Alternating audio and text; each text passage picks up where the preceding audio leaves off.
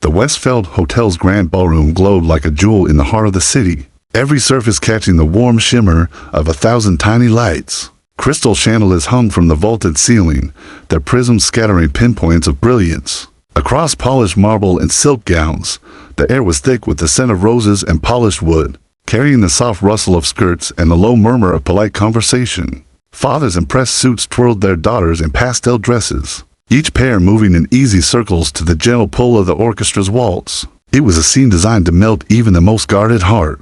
But Robert Anderson's heart was not in the room. He stood apart from the crowd, close to one of the towering windows that framed the city's night skyline, his reflection split by the black glass. The amber in his glass caught the chandelier's light, a small pool of warmth in his otherwise cool grip. Robert, CEO of Pinnacle Technologies, wore the look of a man fulfilling an obligation, a presence marked on the guest list. Not in the spirit of the evening. His posture was easy but closed, the kind of confidence that left no room for approach. These charity events were part of the machinery of his life, polite smiles, a handful of handshakes, and then back to the office where numbers made more sense than people.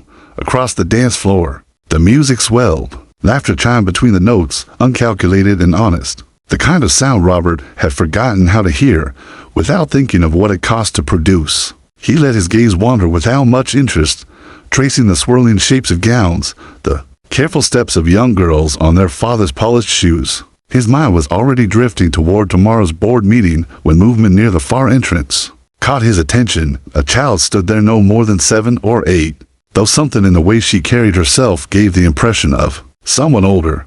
Chestnut hair framed her face, the soft waves held back by a pale blue ribbon that matched her dress. The hem swayed just above her polished shoes, but her posture was steady, her chin lifted with a quiet resolve. She wasn't clinging to anyone's arm or searching the crowd for a familiar face. She was looking at the room, studying it as though she'd imagined this scene long before stepping into it. Robert's attention should have drifted away, but it didn't. Something about her stillness in the midst of so much movement drew him in. He watched as she scanned the floor, her eyes pausing briefly on each father before moving on, and then she saw him. There was no hesitation. She began walking straight toward him, weaving between the swish of gowns and the flash of cufflinks, her small figure cutting a path with uncanny purpose. Robert felt his fingers tighten slightly on the glass. She was coming directly for him. The music swelled again, strings lifting like a held breath as she stepped into the pool of light where he stood, up close. Her eyes were striking a clear hazel that seemed to see far more than a child should. She stopped just in front of him, tilting her head slightly as though measuring the man she'd found against some image in her mind. And then she spoke, her voice steady, polite, and impossibly certain. "Can I dance with you?" The words landed with unexpected weight, halting not just his idle thoughts, but the conversation he'd been half having with a passing acquaintance. For a heartbeat, Robert simply stared, feeling an unfamiliar ripple disturb the smooth surface of his composure. Something in those eyes pressed against a memory he hadn't touched in years. And though the room continued to turn around them, Robert Anderson suddenly felt as though the night had shifted, pulling him into a story he hadn't agreed to tell. Robert's first instinct was to deflect, to buy himself a moment to make sense of the situation. He opened his mouth, but the girl's unwavering gaze made the words catch somewhere between his chest and throat. The ballroom's hum felt suddenly distant, like he'd stepped into a soundproof glass case where only the two of them existed. He glanced at her ribbon again, the pale blue catching the chandelier light, and then at the way her fingers were clasped in front of her, polite, deliberate, but ready. This wasn't a random, shy request from a child who'd mistaken him for someone else. This was intent, purpose, and purpose, Robert had learned, never wandered into your life without reason. "I think you've mistaken me for," he began, but she cut him off with quiet precision. "No mistake. You're Robert Anderson, CEO of Pinnacle Technologies." She said it not like a guess, but like a fact she had checked 3 times. Robert blinked. "And you are Emma Grace Anderson," she said, her voice soft but unflinching, like she was reading it off a certificate. "I'm 7 years old. My birthday is March 18th. My mother's name is Sarah Wilson." She let the last name hang in the air like the end of a warning. Robert felt his stomach turn. He hadn't heard Sarah's name spoken aloud in years, not since the night they tore each other apart with words sharp enough to draw blood.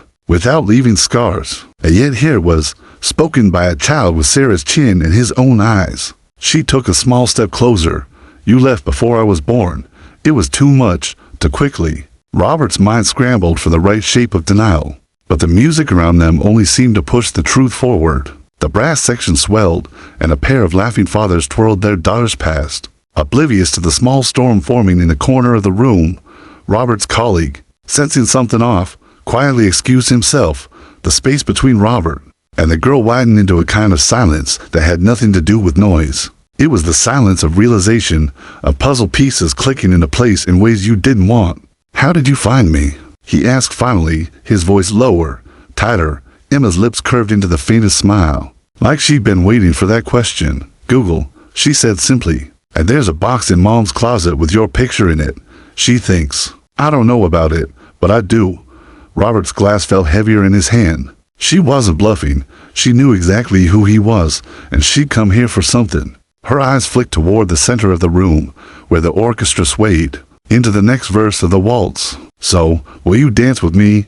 she asked again. "Just one dance. That's all I came for." It wasn't a request anymore.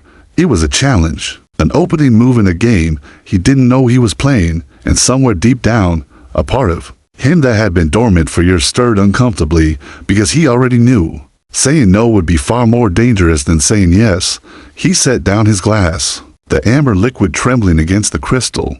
The sound of it touching the table was swallowed instantly by the music. He straightened, adjusting his cufflinks, trying to reassert the armor he always wore to events like this. But something told him that no suit, no title, no distance was going to protect him from the truth walking toward him tonight. "Just one dance," he said. Her small hand slid into his, and for reasons he couldn't yet name. The ballroom's lights suddenly felt blinding. The scene in the ballroom shimmered in Robert's mind, but somewhere across town, hours earlier, the story had been moving toward him long before he saw the blue ribbon. That afternoon, the number 14 bus groaned to a stop at a quiet suburban corner. David Ross, the driver, glanced at the timetable taped above the dash, and then back to the empty sidewalk. It was his second to last shift of the day, the kind of run where the sun sat low enough to spill gold through the wide front windows. The street was still, until a small figure stepped out from behind a tree. She wasn't like the usual after-school kids, no backpack, no group of friends, no slouch gait of someone heading home. She walked with purpose, holding the straps of a little white purse clutched at her front. Her dress, a soft blue, looked out of place in the dusty glare of late afternoon. David's instincts kicked in instantly. Kids alone always made him hyper-aware. As she stepped up onto the bus, she looked him directly in the eye, steady, polite, not afraid. "Does this bus go near the Westfield Hotel?" David tilted his head. "It gets within a few blocks," he said slowly, watching her hands tighten on the purse strap. "Why you going there?" She didn't fidget. "I'm meeting my dad." Something in the way she said it didn't sit quite right. No hesitation, but no warmth either, like it was a fact she'd memorized. "He works there?" David asked. She shook her head, glancing briefly toward the empty seats. "He's going to be there tonight." David's first thought was to ask where her parents were, but there was a quiet authority in her tone, like she'd decided how much he was allowed to know. And David divorced for 6 years, his own teenage daughter now living 3 states away recognized that stubbornness. He'd seen it in his own child when she was determined to do something without him. He swiped her fare card through himself, the beep sounding louder than usual, and motioned for her to sit near the front. As the bus rolled forward, David kept stealing glances at her in the mirror. She didn't stare out the window. Like most kids, she watched the city as if it were a map she'd already memorized. He tried again. "What's your dad's name?" She hesitated this time. "Robert Anderson." The name rang a faint bell. Business news maybe. Something about a tech company, but David didn't push. The last stop before the hotel district was coming up, and the thought of her walking the last blocks alone twisted something in his gut. When the bus hissed to a stop, she stood, smoothing her skirt with careful hands. "Thank you, Mr. Ross." She must have read his name tag when she boarded. "Hey," David called before she stepped down. "Be careful, kiddo. That's not the kind of place you go alone." "I won't be alone," she said, and there was a flicker in her eyes, anticipation, not fear. Then she turned, her small figure heading toward the setting sun. swallowed by the shadows of glass towers. David watched her until she disappeared around the corner. He thought about calling it in, maybe even following her, but the bus's brakes sighed, and duty pulled him forward. Still, long after the passengers blurred into faces and stops, the image of the blue ribbon bobbing into the city stayed with him. He didn't know yet that she was walking into a ballroom full of strangers, toward a man who didn't even know her name until tonight. Robert's palm was warm against the small curve of Emma's fingers as they stepped onto the dance floor, the world narrowing to the rhythm of the waltz and the feel of dozens of eyes, tracking their every move. The orchestra's strings swelled, pulling them into a slow, deliberate turn. Around them, other fathers twirled their daughters with easy familiarity, laughter floating between the notes. But Robert's movements were careful, almost mechanical, like a man walking across thin ice, aware that one wrong step could send him plunging into something he didn't know how to survive. Emma, however, moved like she'd been planning this for weeks. She counted under her breath, softly enough that only he could hear. 1, 2, 3. 1, 2, 3. Her tone filled with concentration. Her eyes never strayed to the other couples. They were locked on his face, studying him with the unsettling thoroughness of someone searching for proof. "You've been practicing," Robert said finally, trying to keep his voice casual. "Michael taught me," she replied, her tone simple but pointed, as though she wanted him to notice the name. "He takes me to father-daughter events sometimes." Robert's jaw tightened before he could stop himself. "Michael," the syllables pressed into his chest like a stone, heavy and unwelcome. He told himself it was irrational. He had no right to feel anything about this Michael. But the thought of another man in this role, holding her hand through events like this, made something raw stir in him. "You like dancing with him?" Robert asked, the question sharper than intended. Emma shrugged, the tiniest lift of her shoulders. "He tries, but he's not you." The words landed like a punch to the gut. Robert almost stumbled, catching himself with a slight shift in his step. She said it so plainly, so without accusation, that it made him more uneasy than if she'd been angry. It wasn't disappointment, it was fact. They pivoted under the soft light of the chandeliers, his reflection catching in the mirrored wall alongside hers. For a moment, he saw what the crowd saw, a successful man, tailored suit perfect, dancing with a little girl who looked like she belonged in his life. But the truth swirled beneath the surface. He hadn't even known she existed until minutes ago. Emma leaned in slightly, her voice low. "Mom has a box of your things, pictures, letters. She keeps it in the back of her closet." Her gaze flicked up to meet his. "She thinks I don't know about it." The orchestra's tempo seemed to shift with the weight of her words. Robert swallowed, the memories of Sarah's laughter and anger surfacing in uninvited flashes. He left her behind. No. If he was honest, he'd run. He told himself at the time it was for the best, that their lives were incompatible. Now that reasoning felt paper thin against the reality in his arms. Emma's grip on his hand tightened just slightly. "I didn't come here to make trouble," she said. "I came to see if you were real." The sentence rooted him in place. For the first time that night, he stopped moving, letting the other couple swirl around them. Her eyes were unguarded now, no longer the carefully measured gaze of a determined stranger. There was vulnerability there, dangerous, because it made him feel responsible. "Emma," he began, but she shook her head as if she already knew what he was going to say. "Just one dance," she reminded him softly, though they both knew this wasn't just a dance anymore. This was a doorway, and once he stepped through, he couldn't pretend he'd never seen what was on the other side. As the song grew to its final notes, Robert became acutely aware of the cameras flashing at the edges of the room.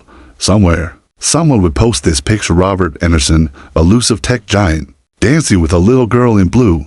Tomorrow, the world would want to know who she was. And he wasn't sure he had an answer that wouldn't unravel everything. Sarah Wilson had been through the kind of nights that kept other people awake. Just hearing about them, nights spent pacing a hospital corridor during her mother's last hours. Nights lying in bed staring at the ceiling after Robert left without a word. But nothing compared to the cold weight pressing into her chest as she stared at the phone in her hand.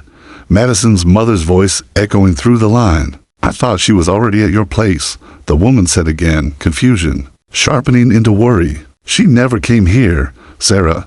I figured you canceled the sleepover." Sarah gripped the back of a dining chair, her knuckles white. "No," she said. Trying to keep her voice steady, I dropped her at the bus stop an hour ago. She said she was meeting Madison's dad at the park before heading to your place. Silence. Then, she's not here. I thought you knew. The floor seemed to tilt under Sarah's feet. She ended the call without explanation and immediately dialed Michael Thompson. The sound of his deep, steady voice should have been comforting, but even he couldn't smooth the panic threading her words. Michael, Emma's not where she's supposed to be, she said, pacing the length of the living room, the cordless phone cord curling around her wrist. She never made it to Madison's. On the other end, Michael was calm but firm. All right. First thing, check her room. Look for anything that tells us where she's gone. Kids don't just vanish. Sarah was already moving before he finished. She burst into Emma's room, the air still faintly sweet from the lavender sachets in her dresser drawers. The bed was neatly made, the way Emma always left it. But her teddy bear, the one she never slept without, sat alone on the pillow. That in itself was a red flag. Michael's voice rumbled through the receiver. Check her iPad. Browser history, recent searches. Sarah yanked the device from its charger and swiped it open. The browser history was cleared, something Emma had never bothered to do before. Sarah's pulse spiked. She navigated to the photo gallery, and there they were, screenshots. An event page for the annual Children's Hospital Charity Ball at the Westfield Hotel.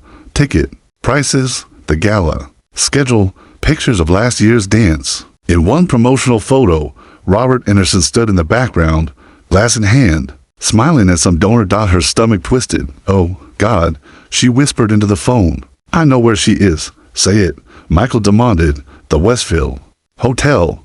There was a pause, and when Michael spoke again, his voice was edged with something harder than concern. Sarah, you think she's going to him? Sarah didn't answer. She didn't need to. They both knew who him meant.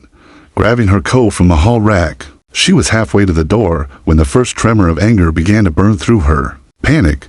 She'd told herself for years that keeping Robert out of Emma's life was the right thing, that his absence was safer than his presence.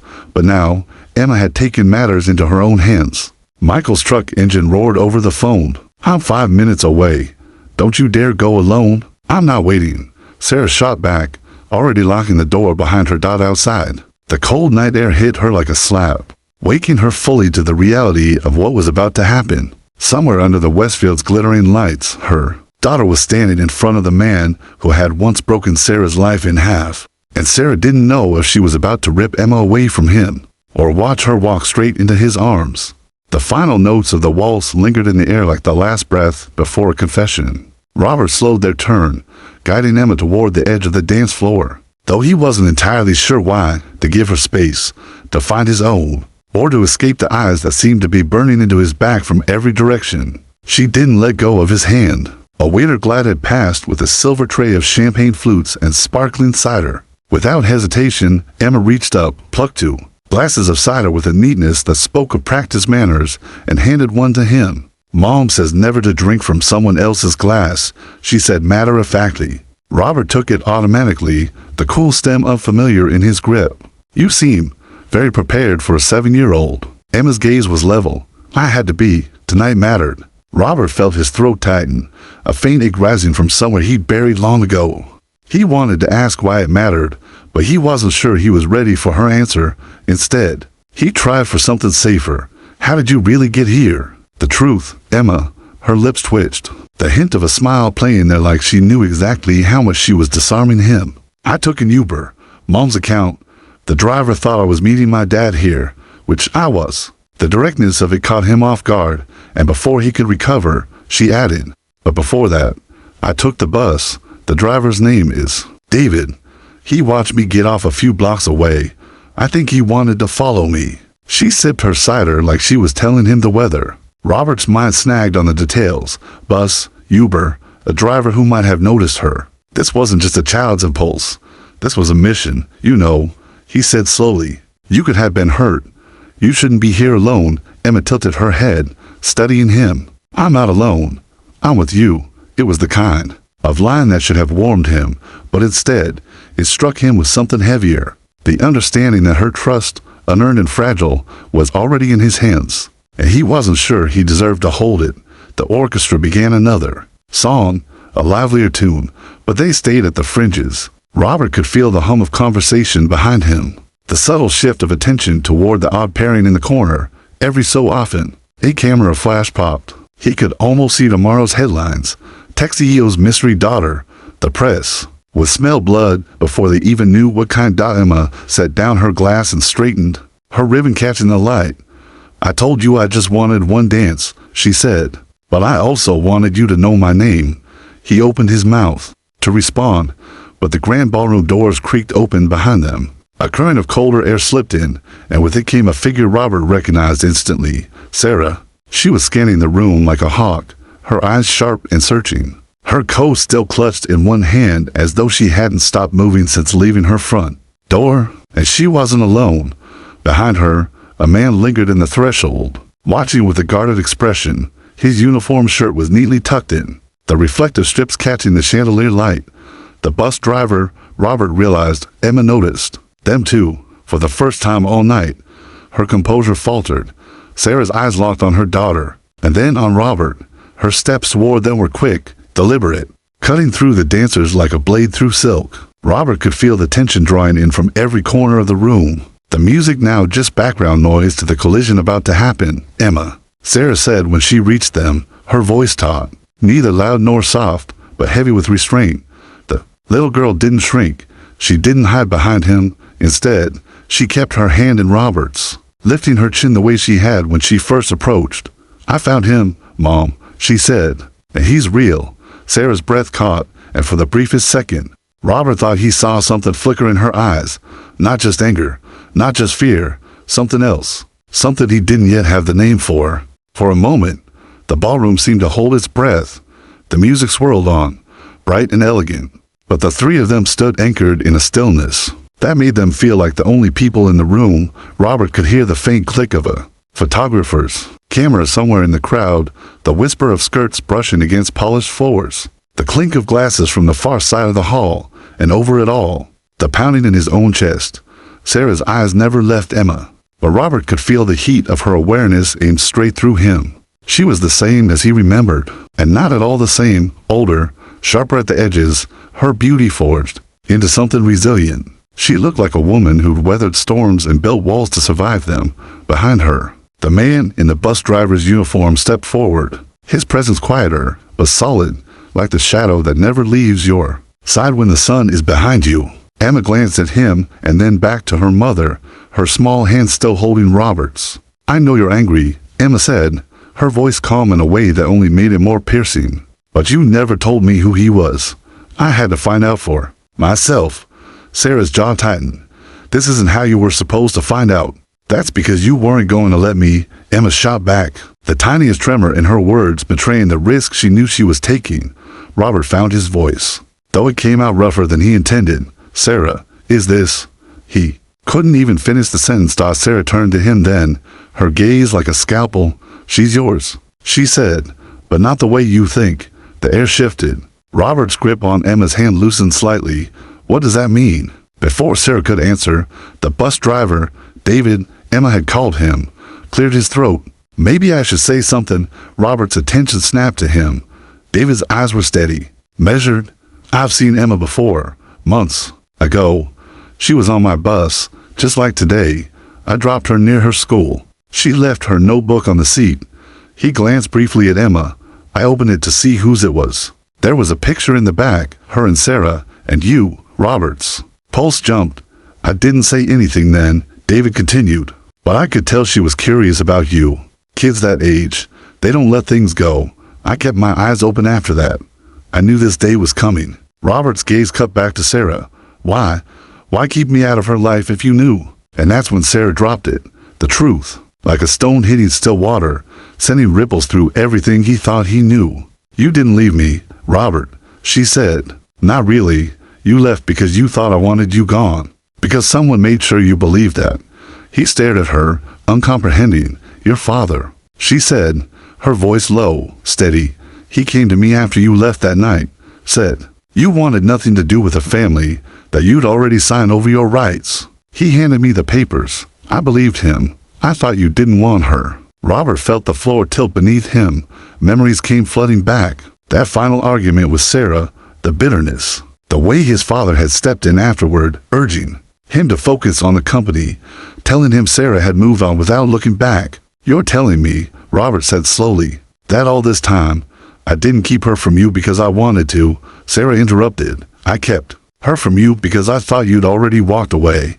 The music felt too loud now, the ballroom too small. Robert's father's face flashed in his mind, the cold efficiency with which he'd always handled family matters. When they threatened the company's image, Emma's small voice cut through the tension. "So, both of you thought the other didn't want me?"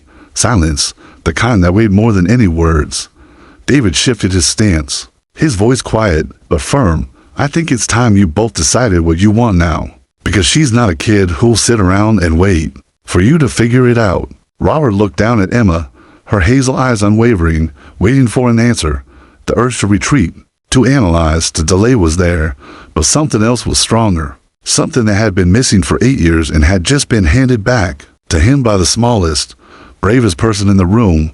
He sank to one knee so they were eye level. The hum of the crowd faded again, leaving just her, Emma. He said quietly, "May I have another dance?" Her smile was small, but real. "Only if you promise not to disappear this time." "I promise," he said, and for the first time all night, the words felt heavier than the suit he wore, heavier than the name on his business card.